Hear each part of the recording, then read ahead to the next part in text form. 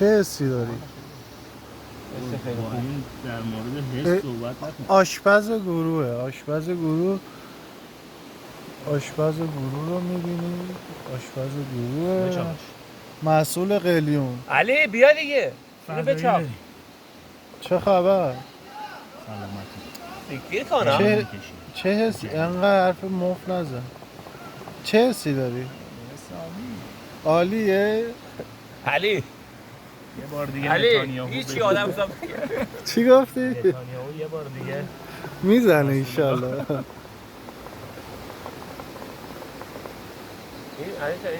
به عجب فضایی. اینو ببین اینو. فیلمه؟ داره. آپنه.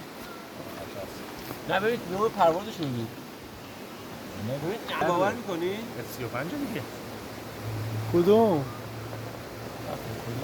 رفت اون